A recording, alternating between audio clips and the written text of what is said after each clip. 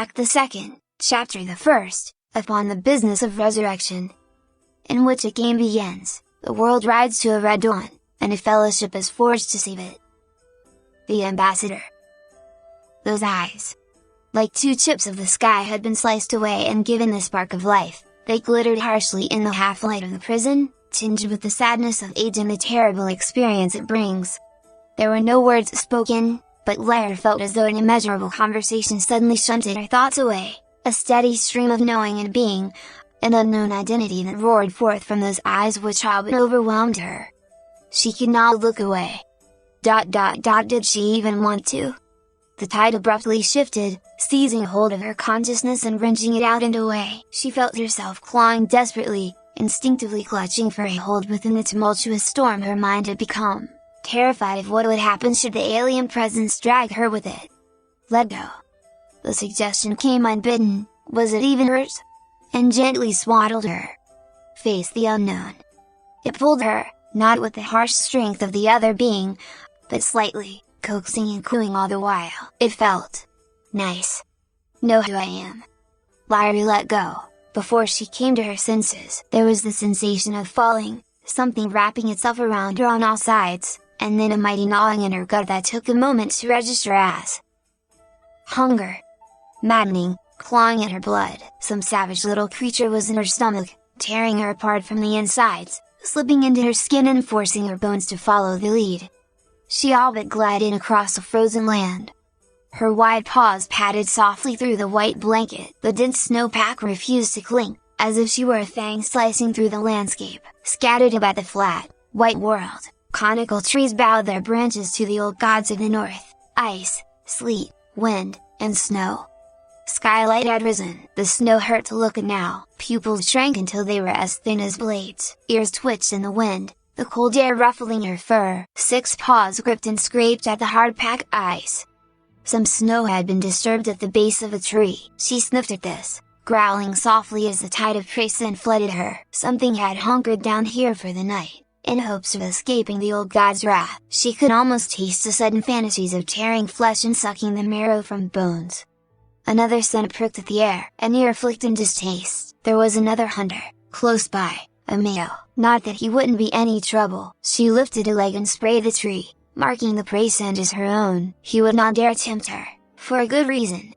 She preferred to live alone, something the others held her both in fear and awe for. To them she was legend. She was the White Whisper, and she was as eternal as the skylights that walked the place of stars from horizon to horizon. So she was, if she could count. She had seen 376 clans come and go, burying their sires and being buried by their kids. There was no reason to question her longevity, for that was not the way of her kind. Long ago had she realized that time would fail to take her. She had adapted. Such was the way of the hunter. Hunger, however. Hunger was a different matter. Hovering her slim snout over the snow, she inhaled again. A sudden puff of snow, and she was off, her hunting yowl echoing across the tundra.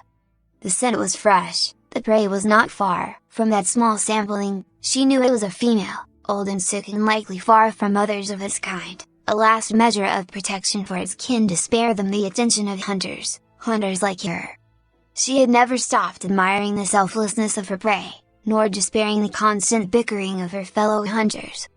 So she hunted alone. That was fine. Dashing headlong through the frozen world she went, leaping embankments, scrambling down icy gullies, or even simply charging straight through mounds of snow light enough to carry through. Her keen eyes soon confirmed what her nose already knew. Tracks appeared across her path, small and delicate. She rapidly changed course, not slowing for an instant. The pattern was off, her prey was limping, likely from age. The prince soon led her to the foot of the rise, the place her fellow hunters scorned. For atop the plateau the winds blew strong and cruelly. She knew no such fear, tempered by an unnatural number of seasons in her still youthful bones. She found it halfway up the slope, still struggling gamely on, despite wasting away its energy by floundering so far. She slowed, padding forward at a crouch, her paws clenched the snow, claws extended. Her prey sensed the coming, and redoubled its efforts, floundering mightily through the thick powder in a last, frantic burst of energy. It was not enough. A single strike to the head stunned it. It fell, Twitching, she bent low over it, staring intently into its gaze, thanking it for the nourishment it would provide in the challenge of the hunt. It stared back, fearful at first, before peace came.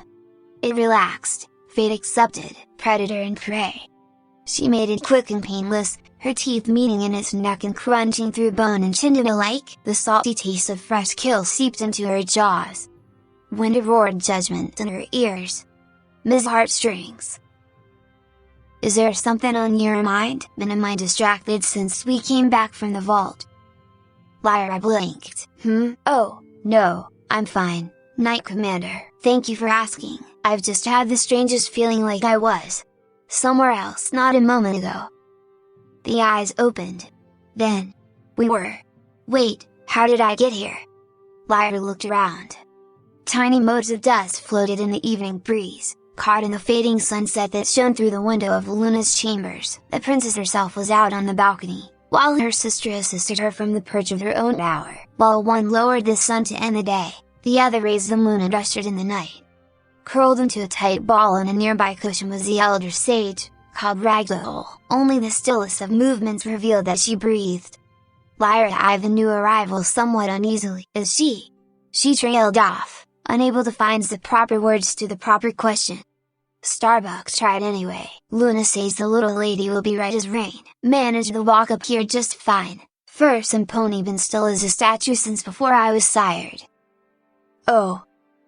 The sage had not yet uttered a single word, and had instead collapsed onto the rug by the fire and the hearth, staring intently into the flames with blank eyes. What happened in? Lyra began quietly, then thought better of it. Starbuck simply shrugged, his armored bulk rasping faintly as his barding flexed with his body.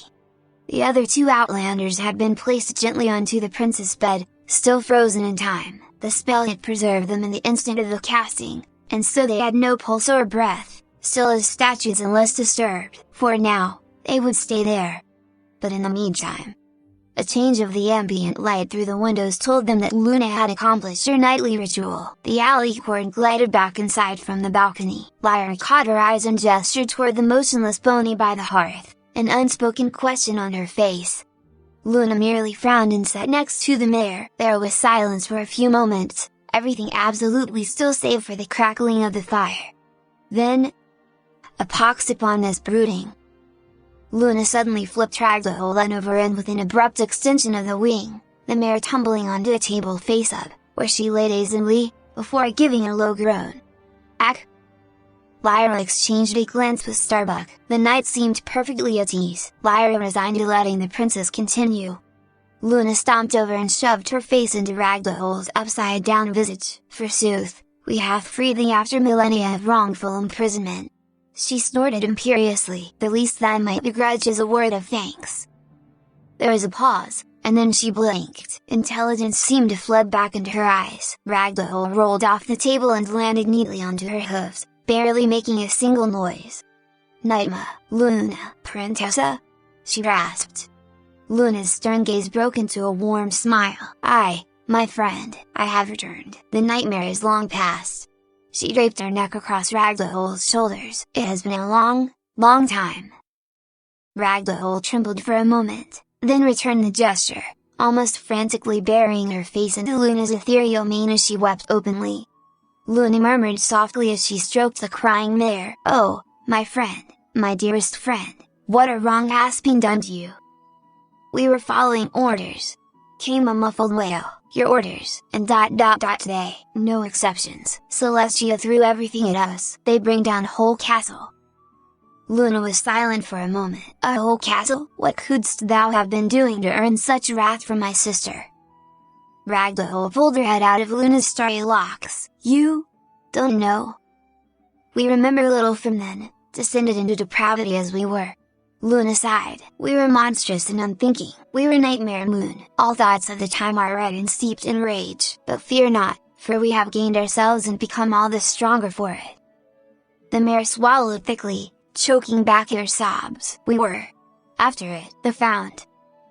Luna sucked in a breath at that, and her mane fell utterly still, like a wild animal caught in the headlights. Why, she spoke softly, yet colder than dry ice. wouldst thou ever presume to desecrate the most holy of places?"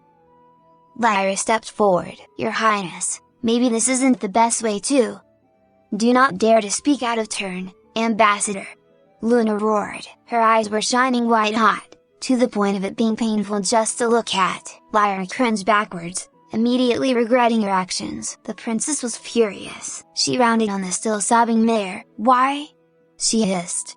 "Because you told them to, Luna," a voice softly announced. Everybody whirled about to find Princess Celestia standing half in, half out of the doorway. Beside her stood the lengthy figure of Disarray, who looked awkward and uncomfortable. "In your madness, Luna, you saw the one thing that you knew would guarantee the rise of Nightmare Moon. You sent them, your dearest friends, to deliver it to you, while you thought to dispose of me in the ruins of the Evermore Castle. But I stopped you, with the very elements we once wielded together. And I had to stop them, as well, because they loved you, Luna, and they would follow your orders even if it meant taking the waters of the Found for themselves." Luna staggered, visibly struck, sinking onto the floor beside Ragdoll. Such madness," she whispered. "Was I truly that desperate, sister?" Celestia hesitated, then nodded. "We both were. Had I not the power of harmony on my side, I may have attempted the very same. The fate of the world was in the balance." Luna sighed. Then a terrible mistake was made, and I am even more justified in trying to right it. I did an unforgivable thing to my friends, and abandoned them to their fate." Luna shook her head. "I apologize for my tone, Ambassador." Celestia crossed over to her and comfortingly laid her head across her sister's neck. Ragdoll scooted away, almost fearful of the other princess. "Begging your pardon," the deep voice of Knight Commander Starbuck broke in, "but what's the fount?"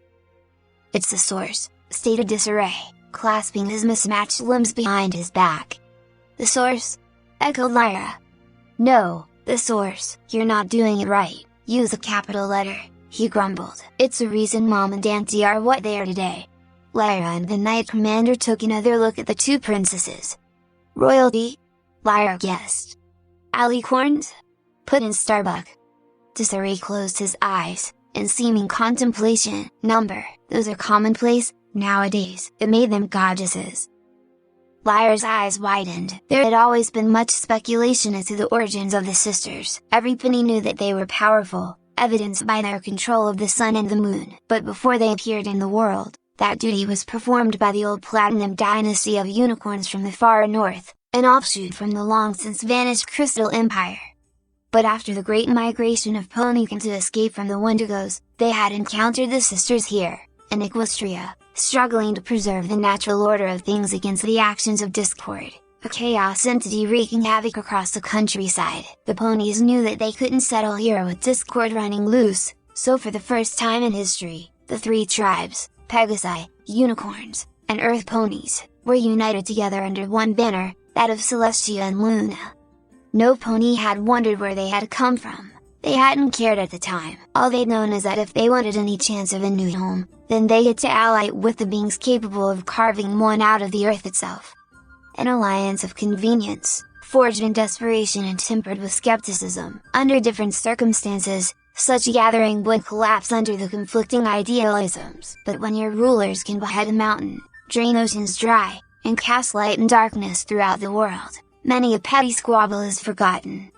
Castle Everfree, known to the world as the castle of the Royal Pony Sisters, was the last holding to fall still loyal to Nightmare Moon, explained Celestia. The battle was terrible, even though she had fallen weeks prior. Her 3 lieutenants, one of which stands before us, upheld their oath until they were the only ones left, barricaded within the tallest tower, even as it crumbled away beneath their hooves. What was once her home was reduced to rubble, and the fount beneath it now lays buried in debris and time. Ragdoll seemed to shrink within herself, incapable of looking at anything else but the floor. Lyra really felt for the poor mare. Celestia merely blinked, and said, "Fear not, Sage. The profane magics binding yourself to Nightmare Moon have long since evaporated. The actions you and your siblings undertook while enslaved their will, while horrible, are long past." Her expression suddenly darkened. Lyra could have sworn she felt the temperature drop just a bit. However, the damage was done, Nevertheless, you and your kin submitted to such slavery of your own accord. I can never forgive you for this. If I have but the slightest of reasons you will pursue this path again, none of you will have the chance to regret your choice. Am I understood?" "Why yes, Princessa," said the strange mayor. It was all but a whisper. "Good." Princess Celestia retreated several steps, to sit delicately down upon a cushion. "Then we arrive to the true purpose of your resurrection." "Sister," Luna warned. "No, Luna, they deserve the knowledge. Let it not be said that we enjoyed our secrets too much." The two engaged in a sort of silent staring contest, both alicorns egging the other to back down. The air in the room seemed to thicken and hum with a hidden energy. There must have been some sharp steel to Celestia's gaze, because she cut her sister down after only a minute, the smaller sibling huffing and glancing away. The ivory alicorn merely summoned a cup of tea with a thought, and began to sip. "You must understand, Ambassador, that the fountain is the emergence point for all magic within the world," she eventually stated. "Chaos, harmony, light, darkness, hate, love, all are potent forces that physically manifest themselves within the bones of the earth and the life of the creatures that walk it. There are very few who can even fathom the power it contains. Fewer still who could utilize it. It is, as my son said, the birthplace of gods and goddesses." She took another sip of tea, before calming stating, "And in 3 months' time, it will implode upon itself and destroy us all." There was a stunned silence. "Wow, and I thought Aunt Luna was the blunt one," quipped Desiree. "But, that's just..."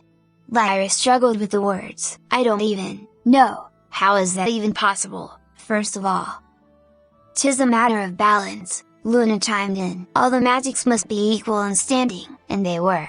Until recently, the re-emergence of the elements of harmony, our niece, kittens, harnessing the love within the crystal heart, the ascension of our friend Twilight Sparkle, that have all become conduits of peace and righteousness in the world." "Isn't that a good thing?" asked Lyra. "Yes, but the natural order of things has been disrupted." Celestia took another sip of her tea. "As much as it pains me to admit, there must always be some level of evil in the world. The gains of harmony, love, and light must be tempered by chaos, hate, and darkness. Our intent is to regain this critical balance by attuning new sources of such magics to the fount, preventing a magical cataclysm. Then, they will be sealed away, thus stabilizing the fount, but keeping their powers from leaving it. Think of the source as a tree, Ambassador, greater than all others, its leaves touching the stars and its roots wedded to the bones of the earth. The core pillars of magic make up these roots. Let them erode, and the tree will fall." Knight Commander Starbuck removed the Stetson from his head, scratching at one of his tufted ears. "So what does Ms. Ragdoll here and others on Tobet have to do with this?" Luna awkwardly coughed. "They hold the Nightmare's blessing, an infusion of ourselves, as Nightmare Moon lives on within them. When we were defeated, and the fell magic expelled, it had to go somewhere. Together, they represent the sole remaining source of true darkness in Equestria. We shall take them to the fount, synchronize the magic, and then, we will part ways for a final time." At Lyra's shocked expression, a voice broke in. "Equestria has been good to us, Lyra Heartstrings," Ragdoll said quietly. "We redeem ourselves with this last act. We are travelers of Cosmos. When we are attuned, we will leave through ways known only to those like us who travel the stars. We know to stay here cannot be permanent." Luna wrapped the mare in a wing, drawing her close. My old friend, to say goodbye, again, after all these years." Celestia continued explaining for her. "When something is attuned to the fount, it will never lose the connection, no matter where it may be. They can go back to the stars from whence they came, effectively submitting the gains of dark magic without exposing Equestria itself to the repercussions." "It is for the best," Ragdoll whispered. All right. Lyra breathed deeply, trying to wrap her mind around all of this. "What of the others? You said hate and chaos magic were part of this as well." "As of this moment, we are still searching for a source of hatred powerful enough to serve as a proper conduit." Celestia's gaze traveled out the window. While King Sombra was a terrible threat to the world and the ponies of the Crystal Empire, he held a far more important role than he will ever know. As for the power of chaos, there came a knocking at the door. Tap tap tap tap tap. Desiree suddenly went stiff as a board, eyes widening. He turned to Celestia. I don't believe it. You said he was nowhere near here. You told me. Did I? She said, suddenly looking mischievous. I seem to recall saying a lot of things about what he does, though he seems to have a knack for doing exactly the opposite of them, just to laugh about it. Knight Commander Starbuck cautiously approached the door. Yes, who's it?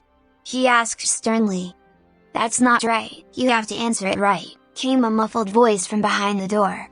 Celestia rose and smoothly joined the Bat Pony. Allow me, she said. Surprise character reveal, take 2, came the voice. Tap tap tap tap tap. The princess calmly raised a hoof to the door. Tap tap. It was abruptly blown off its hinges. Backwards, landing in the now exposed hallway with a crash. Lyra peered through the gap, trying to see who had been standing there. Who was that? She asked aloud. Beats me, said Discord. He wasn't offering any free candy or van rides, though. Shame, I would have answered that door in a heartbeat.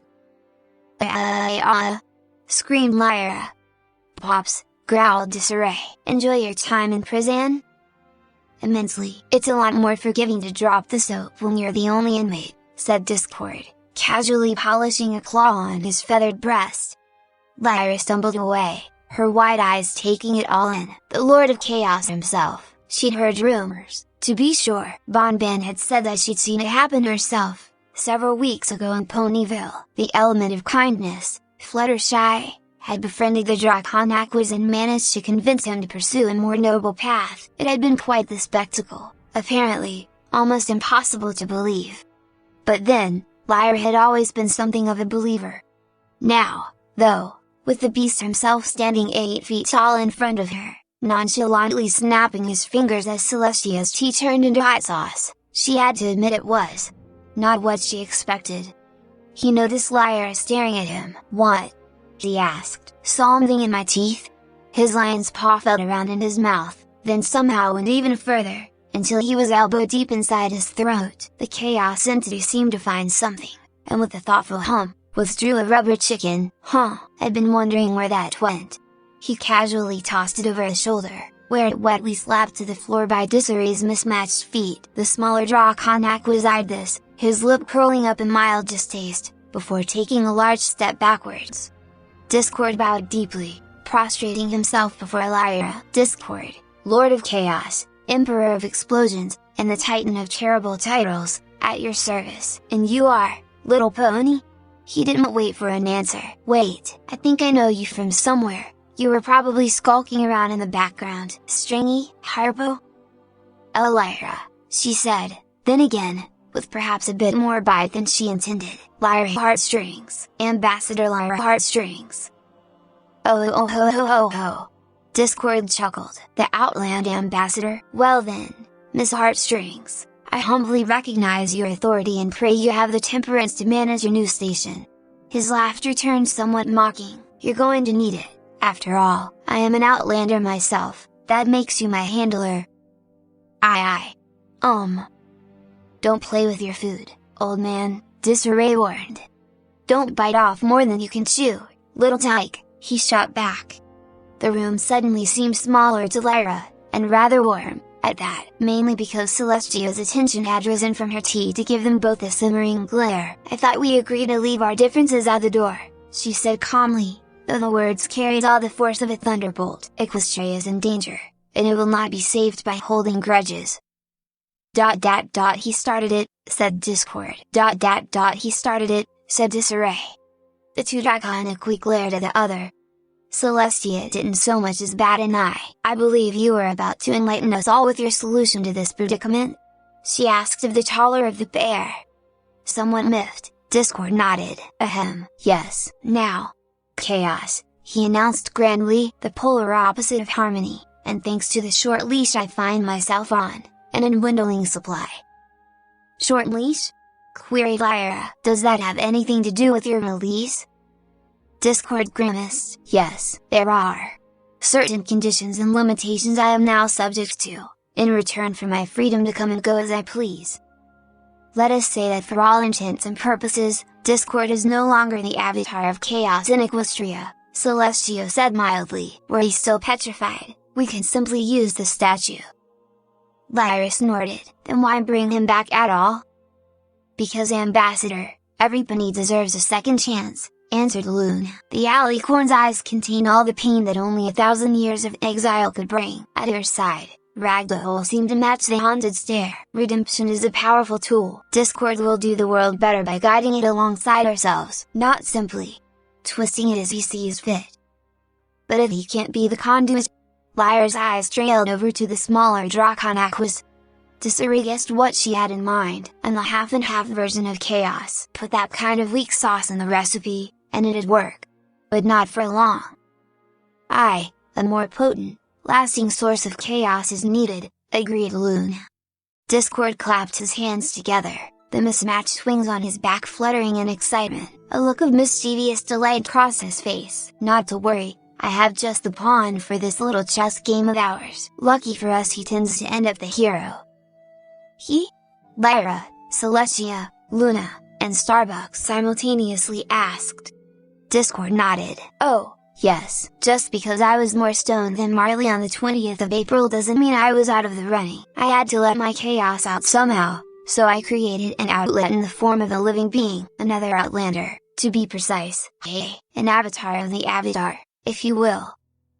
There were mixed reactions all around. Celestia looked like she had just swallowed something bitter and slimy. Luna merely frowned, seeming uncharacteristically thoughtful. Knight Commander Starbuck might as well have been etched in stone. Ragdoll appeared all the more melancholy. For better or worse, it seemed Discord had pulled the rug out from under them all.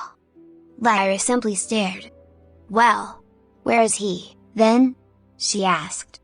Desiree stepped beside his father. He had a name once, but, nowadays, he prefers to go by Echo. He knows all about you, but you don't know anything about him. He likes it that way, I think, said fellow is currently talking. Okay, maybe not talking. Living manifestation of Discord's chaos energy, though he doesn't know what that means quite yet. Thou hast done an unspeakable thing, Discord, said Luna. Tamatu, you're one to talk, Lulu. I'm not the only one who played creator with their little toys.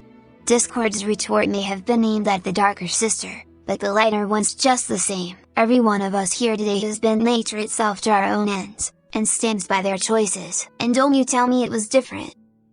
Harmony would have died out with me, had I not passed the torch to Twilight Sparkle and her friends, Celestio said very quietly. Luna's ears lay flat to her skull. We may have done wrong on these creatures by thrusting them into a role they did not fully comprehend, but at least now we might amend that mistake. We owe it to them, for toying with powers better left untouched. We are in agreement, then? Asked Discord. Replied Luna. Yes, replied Celestia. Good. Then today, in this room, a fellowship played out. We will collect our past sins and bind them to the fountain itself, thus maintaining the sacred balance between all magics, announced Discord. Who will be so bold as to found it? Luna stepped forth. You have my Reaper. There was a soft flash of light, and the prince's personal weapon of choice, a fearsome, elegant war scythe affixed to a dark, rough-hewn staff of wood. She presented the blade in the center of the circle. Knight Commander Starbuck unsheathed his boomerang from its shoulder harness, laying this atop the scythe of his liege. In the dim light, Lyra noted it was pale white, shaped like a crescent moon. Yep, was all he said. And my banhammer, proclaimed Desiree, not wanting to be left out, and he withdrew an gratuitously oversized intricate mace from behind his back, laying the head of this atop the growing pile. With another soft flash of light, a beautiful slender greatsword, etched with golden runes, descended down. Sunbeam stands with you, murmured Celestia. Discord removed his left arm with a pop. What? He said, at the mixed assortment of reactions, adding it with the other items. I could have used another extremity, if you'd prefer. That will do, Luna said icily. Ambassador, will you join us? Me? Said Lyra. But I'm just me. Gazing around the group, at some of the most powerful entities Equestria had ever produced, she could not help but feel humbled. In the face of such an awesome assembly, what could she possibly offer?